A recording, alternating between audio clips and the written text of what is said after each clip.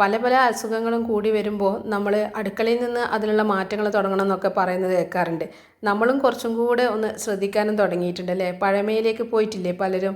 പണ്ട് ഇരുമ്പ് പാത്രങ്ങൾ ഇഷ്ടംപോലെ നമ്മൾ അമ്മമാരുടെ കയ്യിലൊക്കെ ഉണ്ടായിരുന്നു. പിന്നെ നമ്മൾ സൗകര്യത്തിന് വേണ്ടിയിട്ട് അതിൽ നിന്ന് നോൺ സ്റ്റിക്കിലേക്കും പാത്രങ്ങളിലേക്കും ഒക്കെ വന്നിട്ടുണ്ട്. പക്ഷേ ഇപ്പോൾ തിരിച്ച് ഇരുമ്പ് പാത്രങ്ങളിൽ ഭക്ഷണം പാകം ചെയ്യാൻ വേണ്ടിയിട്ട് നമ്മളെല്ലാവരും ഇങ്ങനെ ശ്രമിച്ചുകൊണ്ടിരിക്കുകയാണ്. അതൊരു ശീലമാക്കി മാറ്റിക്കൊണ്ടിരിക്കുകയാണ് അല്ലേ? അയൺ പാത്രങ്ങൾ പലർക്കും ഒരു കൺഫ്യൂഷൻ ഉണ്ടാവും. ഇതിപ്പം അയൺ ഏതാ കാസ്റ്റ് അയൺ ഏതാ, അതിലുള്ള വ്യത്യാസം എന്താണെന്ന് എനിക്കറിയാവുന്ന കുറച്ച് കാര്യങ്ങൾ ഞാൻ നിങ്ങളുടെ അടുത്തും കൂടെ ഒന്ന് ഷെയർ ചെയ്യാം. ഒന്നുമില്ല, അയൺ കണ്ടൻറ്റ് കൂടുതലുള്ളതാണ് അയൺ പാത്രങ്ങൾ. അതിൽ 100% ഏതാണ്ട് ഇരുമ്പ് തന്നെയായിരിക്കും. പക്ഷേ കാസ്റ്റ് അയണിലേക്ക് മാറുമ്പോൾ അതിൽ കുറച്ച് മിക്സിംഗ് ഉണ്ടാവും. ഇരുമ്പിൻ്റെ കൂടെ ഒരു 2% മുതൽ 4% വരെ കാർബൺ ഉണ്ടാവും. പിന്നെ മറ്റ് ഘടകങ്ങളൊക്കെ ചേർത്തിട്ടാണ് കാസ്റ്റ് അയൺ ഉണ്ടാക്കുന്നത്. പക്ഷേ നമ്മുടെ ആരോഗ്യത്തിന് ഇത് രണ്ടും ഒരുപോലെ ഗുണം തന്നെയാണെന്നാണ് പറയുന്നത്. എന്തായാലും നോൺ സ്റ്റിക്ക് മാക്സിമം നമ്മൾ അടുക്കളയിൽ നിന്ന് മാറ്റാം. ഇനിയിപ്പം ഇൻ കേസ് നിങ്ങൾക്കത് നിർബന്ധമാണെങ്കിൽ തന്നെ എല്ലാ വീഡിയോയിലും ഞാൻ പറയാറുണ്ട്, ഒരു വർഷമൊക്കെ കഴിയുമ്പോൾ അതൊന്ന് മാറ്റുന്നതായിരിക്കും നല്ലതെന്ന്. കാരണം നോൺ സ്റ്റിക്കിൻ്റെ മുകളിൽ ടെഫ്ലോൺ എന്ന് പറഞ്ഞിട്ടുള്ളൊരു കോട്ടിങ് ഉണ്ടായിരിക്കുമല്ലോ. അപ്പം അത് ഇളകി വരുന്നത് അത് ടോക്സിക്കാണ്, നമുക്ക് ആരോഗ്യത്തിന് ഒട്ടും നല്ലതല്ല. ചെറിയൊരു സ്ക്രാച്ച് വരുമ്പോൾ തന്നെ അതങ്ങ് മാറ്റിക്കളഞ്ഞാൽ ഒരു കുഴപ്പമില്ല. പിന്നെ എപ്പോഴും ലോ ടു മീഡിയത്തിൽ തന്നെ കുക്ക് ചെയ്യുക. അങ്ങനെയുള്ള കാര്യങ്ങളൊക്കെ ശ്രദ്ധിച്ചാൽ നോൺ സ്റ്റിക്ക് നമുക്ക് കൊണ്ടുപോകാം, കയ്യിലുള്ളതെല്ലാം കൊണ്ടുപോകാം. ഇനിയിപ്പം അയൺ പാത്രങ്ങൾ നമുക്ക് നല്ല വിലയൊക്കെ ആയിരിക്കും. അപ്പോൾ നമ്മൾ വിചാരിക്കും ഇതിൻ്റെ പകുതി വിലയ്ക്ക് നോൺ സ്റ്റിക്ക് കിട്ടുമല്ലോ എന്ന്. പക്ഷേ ഒരു കാര്യം ഓർമ്മിക്കണം, അയൺ പാത്രങ്ങളാണെങ്കിൽ അത്രയും വില കൊടുത്ത് നമ്മൾ വാങ്ങുമ്പോൾ നമുക്കത് ലൈഫ് ലോങ് ആണ്. അതായത് അതിപ്പോൾ എൻ്റെ കയ്യിലുള്ളത് തന്നെ ഇപ്പം 25 വർഷം മുന്നേ ഉള്ള അല്ലെങ്കിൽ 25 വർഷമായിട്ടുള്ള പാത്രങ്ങളാണ് എൻ്റെ കയ്യിൽ ഇപ്പോഴും ഉള്ളത്. 1-2 മാത്രമാണ് ഞാൻ ഈ അടുത്ത കാലത്തായിട്ട് വാങ്ങിയിട്ടുള്ളൂ. അപ്പം ഇത്രയും ലാസ്റ്റ് ചെയ്ത് നിൽക്കാൻ നമുക്ക് എന്തായാലും നോൺ സ്റ്റിക്ക് പറ്റില്ലല്ലോ. പിന്നെ ഉപയോഗം കൂടുന്തോറും, അതായത് കാലപ്പഴക്കം ചെല്ലും തോറും നമ്മളത് ഉപയോഗിക്കണം. അത് നോൺ സ്റ്റിക്കി ആയിട്ട് മാറുക ചെയ്യുന്നത്. പക്ഷേ നോൺ സ്റ്റിക്ക് ആണെങ്കിൽ ഉപയോഗിക്കും തോറും അത് ചീത്തയാവുകയാണ് ചെയ്യുന്നത്. പിന്നെ അയൺ കണ്ടൻറ്റിൻ്റെ കാര്യം അറിയാലോ. ഇതിൽ കുക്ക് ചെയ്തിട്ട് നമ്മൾ കഴിക്കുമ്പോഴാണ് അയൺ കണ്ടൻറ്റ് നമ്മുടെ ശരീരത്തിലേക്ക് കുറേയൊക്കെ ഇതിൽ നിന്ന് കിട്ടുന്നത്. അങ്ങനെ ഒരുപാട് ഗുണങ്ങൾ നമുക്കിതിലുണ്ട്. പിന്നെ എന്തിനാണ് നമ്മളിത് മാറ്റി നിർത്തുന്നത്? വെയിറ്റൊക്കെ വിചാരിച്ചിട്ടായിരിക്കും. എന്നാലും ഒന്ന് ശ്രദ്ധിച്ച് കൈകാര്യം ചെയ്യുകയാണെങ്കിൽ നമുക്ക് ഗ്യാസ് അടുപ്പിലൊക്കെ ഇത് വെക്കാം. കാരണം നമ്മൾ കുറേ ഗ്യാസ് പോകും, അതൊക്കെ നമ്മൾ ഇങ്ങനെ വിചാരിക്കും. പക്ഷേ ഇത് ചൂടായി കഴിഞ്ഞാൽ ചൂട് കുറേ സമയം നിൽക്കില്ലേ? നിങ്ങൾ ഇപ്പോൾ യൂസ് ചെയ്യുന്നവർക്ക് അറിയാം.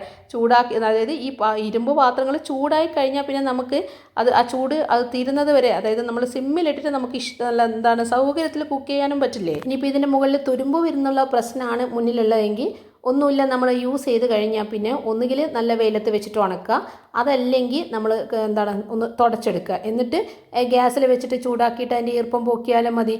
തണിഞ്ഞതിന് ശേഷം അതിൻ്റെ മുകളിൽ ഏതെങ്കിലും ഓയിൽ, ഏറ്റവും നല്ലത് നമ്മുടെ എള്ളെണ്ണയോ കടുകെണ്ണയോ അങ്ങനെയൊക്കെയാണ്. അതൊന്നും ഇല്ലെങ്കിൽ വെറും വെളിച്ചെണ്ണ തടവിയിട്ടെങ്കിലും നമ്മളത് സൂക്ഷിച്ച് വെക്കുകയാണെങ്കിൽ നമ്മൾ എടുക്കുന്നതിന് സമയത്ത് നമുക്ക് തുരുമ്പൊന്നും ഉണ്ടാവില്ല. കാരണം അത് ഈർപ്പവും വായുവായിട്ട് കോണ്ടാക്റ്റ് വരുമ്പോഴാണല്ലോ തുരുമ്പ് വരിക. അതൊന്നും ഉണ്ടാവില്ല. അപ്പോൾ അങ്ങനെ ചെയ്താൽ മതി. അത് നമുക്ക് ഈസി ആയിട്ട് മെയിൻറ്റെയിൻ ചെയ്യാൻ പറ്റും. പിന്നെ എണ്ണ തടവുമ്പോൾ ഏറ്റവും കനം കുറച്ചിട്ട് നേരത്തെ ഒരു ലെയറായിട്ട് മാത്രം എണ്ണ പുരട്ടി വെച്ചാൽ മതി. അത് മാത്രം ഒന്ന് ശ്രദ്ധിക്കുക. അല്ലാതെ നമ്മളിങ്ങനെ തുരുമ്പ് വെക്കണ്ടെന്ന് വെച്ചിട്ട് ഒരുപാട് എണ്ണ ഒഴിച്ചിട്ട് നമ്മളത് തടവി വെക്കുകയാണെങ്കിൽ പിന്നെ യൂസ് ചെയ്യുമ്പോൾ ഭയങ്കര ഒരു സ്റ്റിക്കി ആയിട്ടുണ്ടാവും. അത് അത്ര നല്ലതല്ലല്ലോ. അപ്പോൾ അങ്ങനെ ചെയ്താൽ മതി. ആ ഒരു കാര്യം മാത്രം ശ്രദ്ധിച്ചാൽ മതി. ബാക്കിയെല്ലാം ഈസി അല്ലേ. അപ്പോൾ ഇനിയിപ്പം നിങ്ങൾ ആരെങ്കിലും ഉപയോഗിക്കാതെ മാറ്റി വെച്ചിട്ടുള്ള ഇരുമ്പ് പാത്രങ്ങളൊക്കെ ഉണ്ടെങ്കിൽ എല്ലാം പൊടിമുട്ടി എടുത്തിട്ട് നമുക്കത് നന്നായിട്ട് യൂസ് ചെയ്യാൻ പറ്റും. അതിനും ഞാനൊരു കുറച്ച് കാര്യങ്ങൾ, അതായത് നമ്മളിപ്പോൾ മാറ്റി വെച്ചിട്ടുള്ള പാത്രങ്ങൾ എങ്ങനെ യൂസ് ചെയ്യാൻ വേണ്ടിയിട്ട് നമുക്ക് ഓക്കെ ആക്കാം എന്നുള്ള രീതിയിൽ ഞാൻ ജസ്റ്റ് ഒന്ന് പറഞ്ഞുതരാം. സോപ്പിട്ടിട്ട് കഴുകി കഴിഞ്ഞാൽ ഓക്കെ, എന്നാലും നമുക്കൊരു തൃപ്തി ഉണ്ടാവില്ല അല്ലേ? കാരണം നന്നായിട്ട് സീസൺ ചെയ്ത് അല്ലെങ്കിൽ ഊരി വരുന്നത് പോലെ ആയതായിരിക്കും. പക്ഷേ ഉപയോഗിക്കാണ്ട് വെച്ചിട്ട് ആകെ ഒരു തുരുമ്പ് പിടിച്ചതുപോലെയോ അല്ലെങ്കിൽ റഫ് ആയതുപോലെയോ ഒക്കെ നമുക്ക് തോന്നും. അപ്പോൾ വെറുതെ ഒന്നിങ്ങനെ സോപ്പിട്ട് കഴുകിയാലും നമ്മൾ ഓക്കെ ആയിരിക്കില്ല. കണ്ടോ, ഇത് 2 പാത്രങ്ങളുണ്ട്. ഒന്ന് നല്ല കട്ടിയുള്ളതും ഒന്ന് സാധാരണ ഇരുമ്പ് പാത്രമാണ്. അപ്പോൾ രണ്ടിലും തുരുമ്പിൻ്റെ അംശമുണ്ട്. കട്ടിയുള്ള ഇരുമ്പിൽ അത്ര നിങ്ങൾ കാണാറ്റ. ഇതിപ്പോൾ നേരത്തെ വെറും ഇരുമ്പ് പാത്രം, അതുകൊണ്ടാണ് ശരിക്കും കാണുന്നത്. ആദ്യം നമ്മുടെ ഡിഷ് വാഷ് ലിക്വിഡ് ഉണ്ടാവില്ലേ, അത് ഡൈല്യൂട്ട് ചെയ്തിട്ട് അത് വെച്ചിട്ട് നന്നായിട്ടൊന്നങ്ങ് സ്ക്രബ് ചെയ്യുക. സ്റ്റീൽ സ്ക്രബ്ബർ ഒഴിവാക്കുന്നതായിരിക്കും നല്ലത് കേട്ടോ. പച്ച നിറത്തിലുള്ള സ്ക്രബ്ബർ ഉണ്ടാവില്ലേ, അത് വെച്ചിട്ട് നന്നായിട്ട് അകവും പുറവും ഒക്കെ അന്നങ്ങ് തേച്ച് കഴുകിയിട്ട് വെയിലത്ത് വെച്ചിട്ട് ഉണക്കാം. പിന്നെയും കുറേ സമയം പോവില്ല. അതിനേക്കാളും നല്ലത് നല്ലൊരു കോട്ടൺ തുണി കൊണ്ട് നന്നായിട്ടങ്ങ് തുടച്ചെടുത്താലും മതി. അപ്പോൾ കഴുകിയതിന് ശേഷം തുടച്ച് ഇത് ഗ്യാസിലേക്ക് വെക്കുകയാണ്. തുടച്ചിട്ട് വേണമെങ്കിൽ ഈ സമയത്ത് നിങ്ങൾക്ക് എണ്ണ പുരട്ടാം കേട്ടോ. ഈ സമയത്ത് എണ്ണ പുരട്ടിയിട്ട് ഗ്യാസിൽ വെക്കാം. ഞാനിപ്പം ഗ്യാസിൽ വെച്ചിട്ട് ഓണാക്കിയതിന് ശേഷമാണ് എണ്ണ തടവുന്നത്. അത് നിങ്ങളുടെ സൗകര്യം പോലെ, കൈവെള്ളൂ എന്നുള്ള പേടിയാണെങ്കിൽ ഈ സമയത്ത് പുരട്ടിയിട്ട് ചെയ്താൽ മതി. ഇനിയിപ്പോൾ ഉള്ളത് നല്ല ഈസിയാണ്, അതിങ്ങനെ റിപ്പീറ്റ് ചെയ്താൽ മാത്രം മതി. ഒന്നുമില്ല, എണ്ണ പുരട്ടിയിട്ട് നന്നായിട്ട് ചൂടാക്കുക. അതായത് എണ്ണ എല്ലാ ഭാഗത്തും ഒരു തിന്നായിട്ടുള്ള ലെയർ മാത്രം മതി, നല്ല കട്ടി വേണ്ട. അത് ഞാൻ നേരത്തെ പറഞ്ഞല്ലോ. അപ്പോൾ തിന്നായിട്ടുള്ള ഒരു ലെയറിൽ എണ്ണ പുരട്ടിയിട്ട് പുക വരുന്നത് വരെ ചൂടാക്കുക.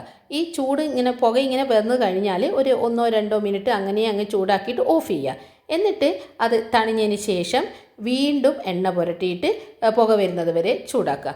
ഇതിങ്ങനെ ഒരു 4 തവണ 3-4 തവണ റിപ്പീറ്റ് ചെയ്യണം. അപ്പം നമ്മൾ വിചാരിക്കും, ഞാനും വിചാരിച്ചിട്ടുണ്ടായിരുന്നു ഇതെന്തിനാ ഇങ്ങനെ ചെയ്യുന്നത്, കുറച്ച് എണ്ണ അധികം എടുത്തിട്ട് ഒരുമിച്ച് അങ്ങ് ചൂടാക്കിയാൽ പോരെയെന്ന്. പക്ഷേ അങ്ങനെ പറ്റില്ല. കാരണം ഇതിൻ്റെ കാരണം എന്താണെന്ന് അറിഞ്ഞു കഴിഞ്ഞാൽ പിന്നെ നമ്മളങ്ങനെ ചെയ്യില്ല. ഇവിടെ പോളിമറൈസേഷൻ പിന്നെ കാർബണൈസേഷൻ എന്നിങ്ങനെയുള്ള 2 കെമിസ്ട്രിയാണ് കുറച്ച് പറയുന്നത്. 2 പ്രവർത്തനങ്ങളാണ് നടക്കുന്നത്. സിമ്പിളായിട്ട് പറഞ്ഞു കഴിഞ്ഞാൽ, നേരത്തെ ഒരു ലെയറായിട്ട് എണ്ണ പുരട്ടുമ്പോൾ എണ്ണയിലെ ആ ഒരു മോളിക്യൂൾസൊക്കെ ചേർന്നിട്ട് ഒരു വല പോലെ അല്ലെങ്കിൽ ഒരു പാട പോലെ ആ ഒരു സർഫേസിൽ ഇങ്ങനെ സെറ്റാവുകയാണ് ചെയ്യുന്നത്. ഇരുമ്പ് പാത്രങ്ങളുടെ മുകളിൽ ഇങ്ങനെ പാട പോലെയാവും. ഇനിയിപ്പോൾ നല്ല ഹൈ ഫ്ലെയിമിൽ ചൂടാക്കുമ്പോൾ, അതായത് 180 ഡിഗ്രി 250 ഡിഗ്രി സെൽഷ്യസിലൊക്കെ ഇതിങ്ങനെ പുക വരുന്നത് വരെ നമ്മൾ ചൂടാക്കുക എന്ന് പറയുന്നില്ലേ, അങ്ങനെ ചൂടാക്കുമ്പോൾ ഈ മോളിക്യൂൾസൊക്കെ അങ്ങ് ബ്രേക്ക് ഡൗൺ ആവും.